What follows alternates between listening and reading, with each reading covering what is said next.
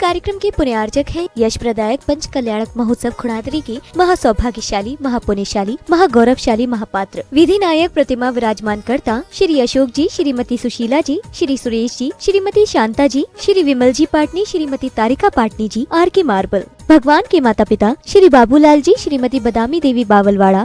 सौधर्मेंद्र श्री विमल कुमार जी पाटनी, श्रीमती तारिका Patni, are के marble and wonder cement, Kishangarh Udaipur. ध्वजारोहण करता श्री राजेंद्र जी, श्रीमती नीलम जी कटारिया, अहमदाबाद। कुबेर श्री जयदीप जी, श्रीमती जयश्री फड़िया, बावलवाड़ा। भरत चक्रवर्ती श्री सिद्धार्थ जी, श्रीमती मीनू बड़जात्या, अहमदाबाद। राजा श्रेयांश श्री प्रवीण जी, श्रीमती शालिनी जैन, जैनम ग्रुप, अहमदाबाद। महायज्ञ नायक श्री दिलीप जी, श्रीमती अनीता फड़िया, अहमदाबाद। राजा सोम श्री संजय जी, श्रीमती खुशलता जी शाह, AVS परिवार, बागीदौरा। बाहुबली श्री पारस जी, श्रीमती रीना गांधी। ईशानेंद्र श्री अरविंद जी शाह, श्रीमती नितिका बेन, अहमदाबाद। सानत कुमार इंद्र श्री नरेश चंद्र जी, श्रीमती निरंजना बेन, अहमदाबाद। महेंद्र इंद्र श्री नरेश चंद्र जी, श्रीमती प्रेमिला देवी फड़िया, बावलवाड़ा। ब्रह्मेंद्र श्री वाड़ीलाल जी शाह, श्रीमती दीपाली बेन, उदयपुर। ब्रह्मोत्तरेंद्र श्री सुंदरलाल जी फड़िया, श्रीमती कंचन देवी, उदयपुर। लांतवेंद्र श्री कुरचिंद जी, श्रीमती पद्मा देवी, बावलवाड़ा। कापिस्टेंद्र श्री अंकित जी शाह, श्रीमती रिया बेन, अहमदाबाद। शुक्रेंद्र श्री शैलेश जी शाह, श्रीमती भवानी बेन, अहमदाबाद। महाशुक्रेंद्र श्री सुरेश कुमार जी फड़िया, श्रीमती गुणमाला जी, अहमदाबाद। शतारेंद्र श्री जतिन कुमार जी गांधी, श्रीमती सुधा, बावलवाड़ा। सहस्त्रारेंद्र श्री चेतनलाल जी शाह, श्रीमती रमीला देवी, सागवाड़ा। आनतेंद्र श्री अल्पेश फड़िया, श्रीमती रेणुका, बावलवाड़ा। मूल नायक प्रतिमा छत्र प्रदातक श्री प्रदीप जी पाटनी परिवार, भिवंडी, मुंबई।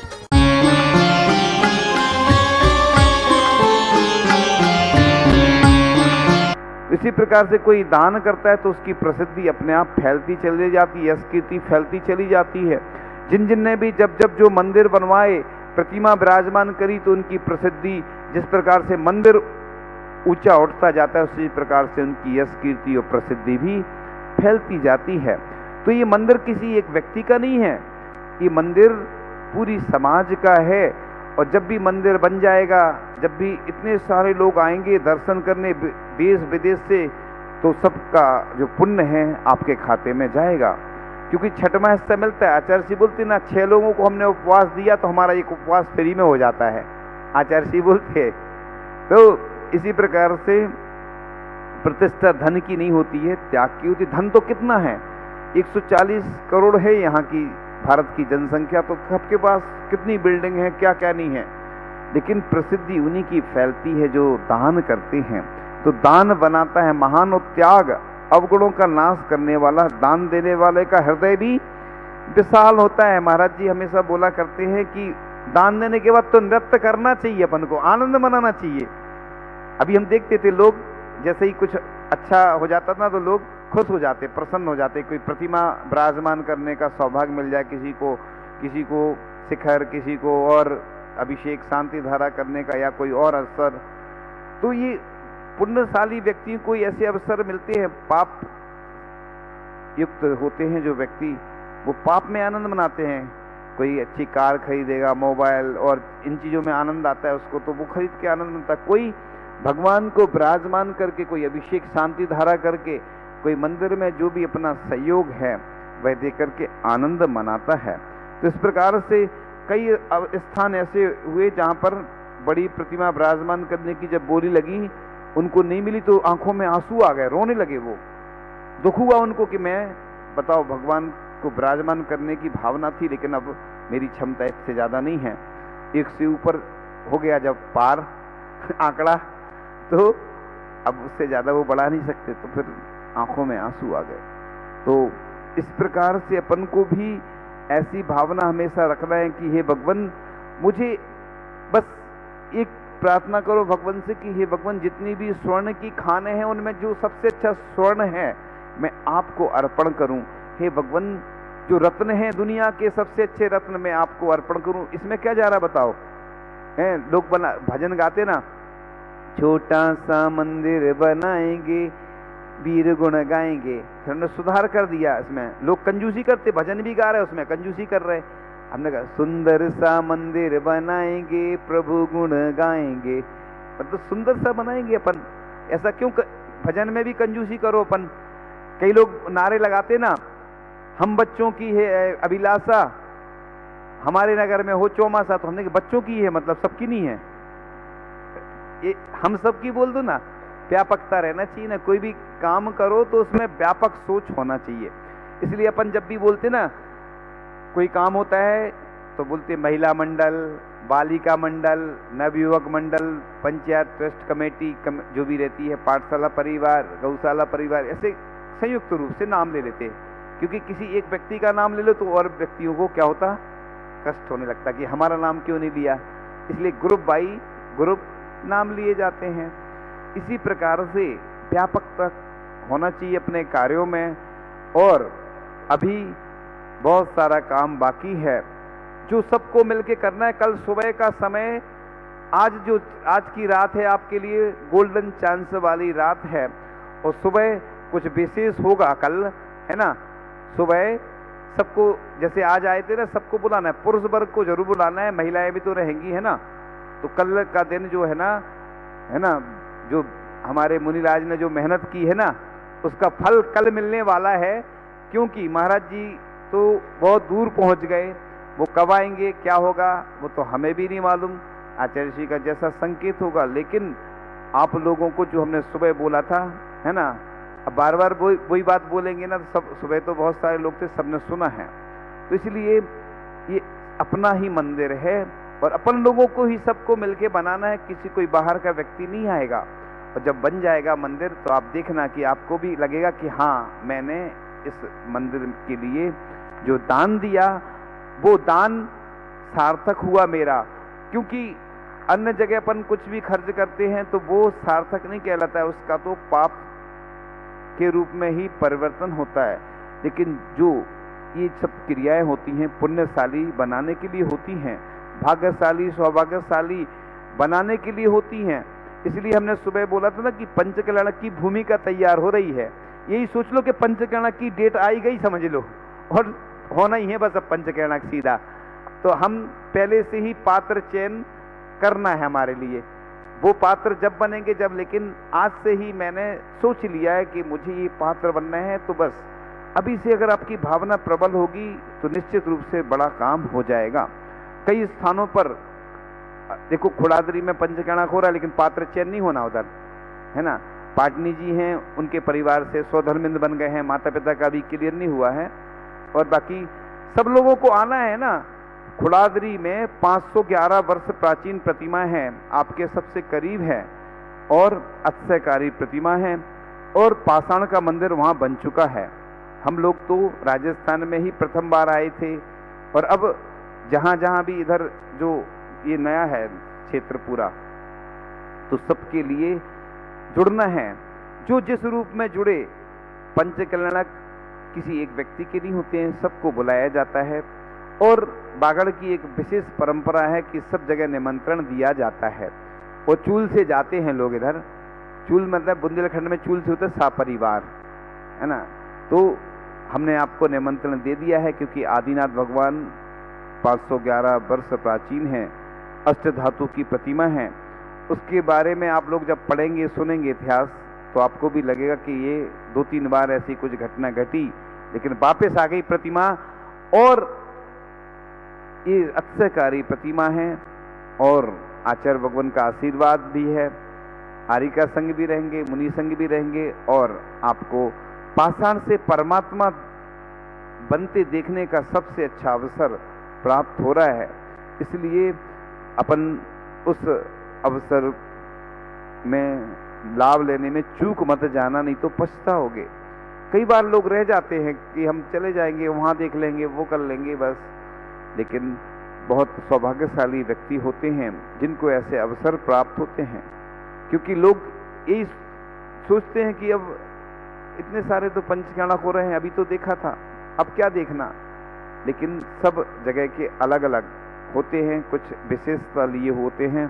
तो इस प्रकार से चर्चा चल रही थी कि मनुष्य लेना तो जानता है, जब आता है ना पैसा तो लोगों को अच्छा लगता है, लेकिन देने में लोगों को लगता है ये दे दिया कल के दिन और कुछ बचा नहीं तो क्या होगा। अरे कुछ नहीं होगा, भगवान की कृपा से सब कुछ होता है। लोग कहते हैं हम भगवान का मंदिर बना रहे हैं, हम लोगों से कहते तुम मंदिर क्या बनाओगे भगवान का, भगवान अपना मंदिर खुद बना लेते हैं, क्योंकि भगवान अपना मंदिर ऐसा पुण्य इकट्ठा होता जाता कि अपने आप लोगों के पास क्षमता आ जाती। हमें कई लोगों ने सुनाया कि जब से हमने दान प्रारंभ किया तो हमारी क्षमता बढ़ती जा रही है। बुंदेलखंड के लोग पहले इतना दान नहीं करते थे, लेकिन आचार्य श्री की कृपा से इतने सारे पंचकर्णक और भी कार्यक्रम हुए तो लोग आज उनके पास इतनी क्षमता आ गई है कि कई गुना। राजस्थान के तो लोग प्रसिद्ध हैं ही, लेकिन बुंदेलखंड में या और प्रदेशों में भी अब लोग बहुत बढ़ चढ़कर हिस्सा ले रहे हैं। इस प्रकार से अनादि काल से संचय किए हुए पापों को नाश करने के लिए सर्वोत्तम अगर माध्यम है तो वह दान है। तो धन की हमने बताया था 3 गति होती है, दान, भोग और नाश। या तो दान करो या भोग करो, नहीं तो नष्ट हो जाना है।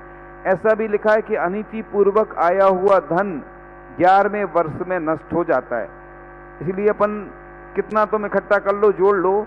कई लोग हैं पहले धन गाड़ के रख जाते थे, है ना, और क्या होता था, मिलता किसको है, दूसरे लोगों को। अब जो गाड़ के चले गए वो ऊपर चले गए, पाप तो उनको बंद हो ही रहा है, लेकिन इधर जिसको मिल गया उसका पुण्य रहता है। पद्म पुराण में एक बहुत अच्छा उदाहरण आता है कि पाप और पुण्य का, कि वो सूपनखा चंद्रनखा बोलते हैं तो उसको पद्म पुराण के अनुसार। उसका लड़का था शंभू कुमार, है ना, शंभू कुमार नाम था संभवतः। तो वो विद्या सिद्ध कर रहा था, लगभग 12 वर्ष हो चुके थे उसको। वो बांस के वो रहते हैं भिंडे टाइप बोलते कि ऐसा बांस के खड़े हुए बीच में जगह रहती है, तो उसमें विद्या सिद्ध कर रहा था। एक मैच होता ना जैसे सेमीफाइनल और फाइनल, अब फाइनल होना था बस, और वो सिद्ध कर रहा था। लक्ष्मण जी उस वन में से निकलते हैं, उनको चमचमाती हुई खड्ग दिखती है, उठाते हैं, वो उनको सिद्ध हो जाती है लक्ष्मण जी को, और उसको चला के देखते हैं खड्ग को, तो शंभू कुमार जो बीच में बैठा था उसकी गर्दन कट जाती है और मरण को प्राप्त हो जाता है। यानी कि पाप और पुण्य दोनों यहां दिख रहे हैं इस दृष्टांत के द्वारा, कि वह जो 12 साल से सिद्ध कर रहा था उसको सिद्ध नहीं हुई और लक्ष्मण जी को फ्री में मिल गई, और उन्होंने उसी से चला के देखी तो उसकी हत्या हो गई। मतलब पाप कर्म का उदय था शंभू कुमार का, पुण्य कर्म का उदय था किसका, किसका था, लक्ष्मण जी, उनको मिल गई। अब देखिए आप, ये संसार की स्थिति, इसलिए तुम कितना भी पैसा कमा लो तुम्हारे हाथ में रहने वाला नहीं है।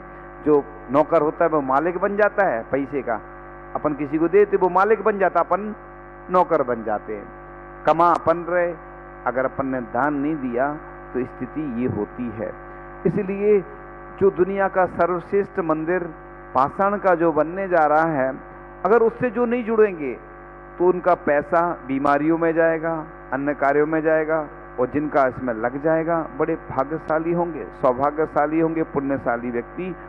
उनकी हमेशा भगवान के द्वारा रक्षा होती रहेगी, क्योंकि उन्होंने अच्छे कार्य में अपना धन लगाया, तो वो धन कई गुना वृद्धि को प्राप्त होता जाएगा।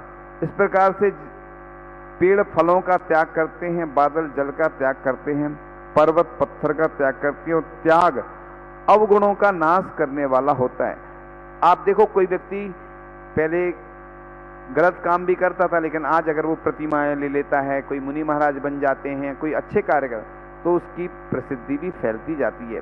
पहले की बातें लोग भूल जाते हैं, क्योंकि अब अंजन चोर जैसे भी निरंजन बन गए। अपने यहाँ जैन दर्शन में यही तो शक्ति है, भगवान बनने की, किंकर से तीर्थंकर बनने का माध्यम होता है, तो एक यही है जैन दर्शन। किसी को ये नहीं कहता तुम बुरे हो, अगर तुम पहले करते थे कोई बात नहीं, अब छोड़ दो, अब अच्छे बन जाओ इंसान, तो बन सकता है व्यक्ति।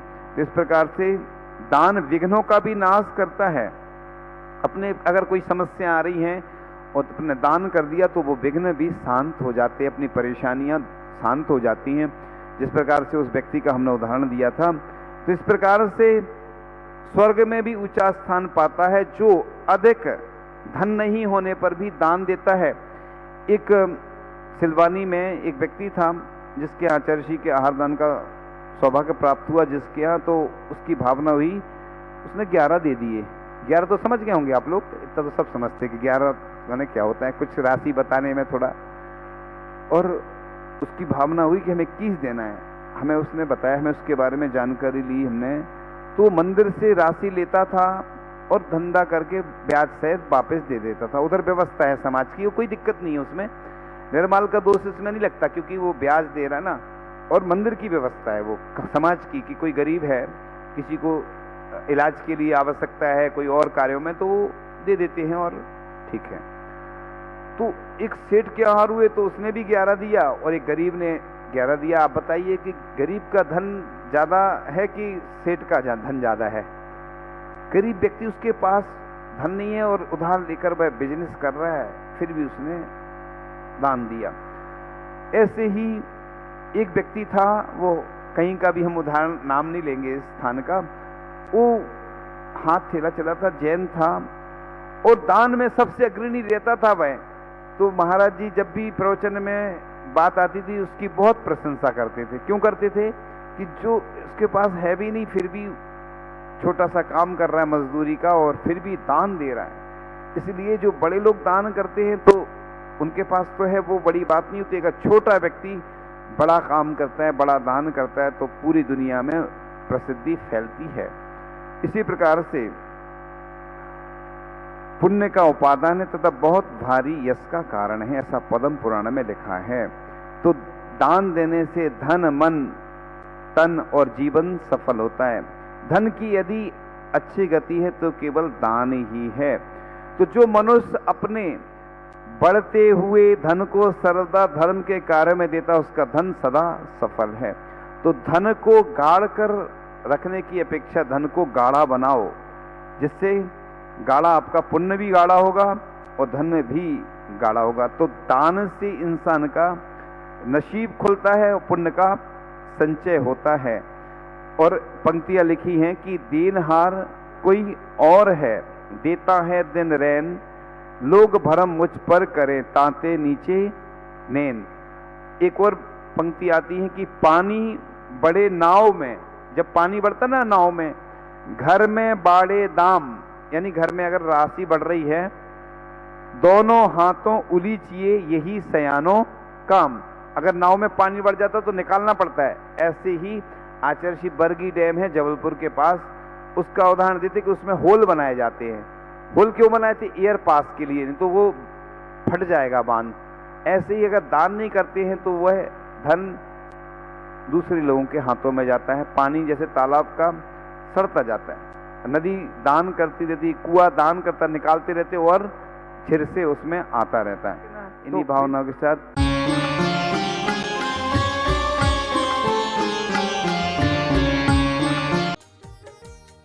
इस कार्यक्रम के पुण्यार्चक थे यश प्रदायक पंच कल्याणक महोत्सव खुणादरी के महासौभाग्यशाली, महापुण्यशाली, महागौरवशाली महापात्र, विधि नायक प्रतिमा विराजमान करता श्री अशोक जी, श्रीमती सुशीला जी, श्री सुरेश जी, श्रीमती शांता जी, श्री विमल जी पाटनी, श्रीमती तारिका पाटनी जी, आर के मार्बल। भगवान के माता पिता श्री बाबूलाल जी, श्रीमती बदामी देवी बावलवाड़ा। सौधर्मेंद्र श्री विमल कुमार जी पाटनी, श्रीमती तारिका पाटनी, आर के marble and wonder cement, Kishangarh, Udaipur. ध्वजारोहण करता श्री राजेंद्र जी, श्रीमती नीलम जी कटारिया, अहमदाबाद। कुबेर श्री जयदीप जी, श्रीमती जयश्री फड़िया, बावलवाड़ा। भरत चक्रवर्ती श्री सिद्धार्थ जी, श्रीमती मीनू बड़जात्या, अहमदाबाद। राजा श्रेयान श्री प्रवीण जी, श्रीमती शालिनी जैन, जैनम ग्रुप, अहमदाबाद। महायज्ञ नायक श्री दिलीप जी, श्रीमती अनीता फड़िया, अहमदाबाद। राजा सोम श्री संजय जी, श्रीमती खुशलता जी शाह, एवीएस परिवार, बागीदौरा। बाहुबली श्री पारस जी, श्रीमती रीना गांधी। ईशानेन्द्र श्री अरविंद जी शाह, श्रीमती नितिका बेन, अहमदाबाद। सानत कुमारेंद्र श्री नरेश चंद्र जी, श्रीमती निरंजना बेन, अहमदाबाद। महेंद्र इंद्र श्री नरेश चंद्र जी, श्रीमती प्रेमिला देवी फड़िया, बावलवाड़ा। ब्रह्मेंद्र श्री वाड़ीलाल जी शाह, श्रीमती दीपाली बेन, उदयपुर। ब्रह्मोत्तरेंद्र श्री सुंदरलाल जी फड़िया, श्रीमती कंचन देवी, उदयपुर। लांतवेंद्र श्री कुरसिंद जी, श्रीमती पद्मा देवी, बावलवाड़ा।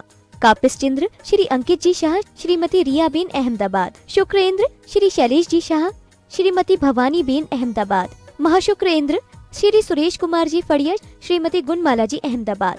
शतारेंद्र श्री जतिन कुमार जी गांधी, श्रीमती सुधा, बावलवाड़ा। सहस्त्रारेंद्र श्री चेतनलाल जी शाह, श्रीमती रमीला देवी, सागवाड़ा। आनतेंद्र श्री अल्पेश फड़िया, श्रीमती रेणुका, बावलवाड़ा। मूल नायक प्रतिमा छत्र प्रदातक श्री प्रदीप जी पाटनी परिवार, भिवंडी, मुंबई।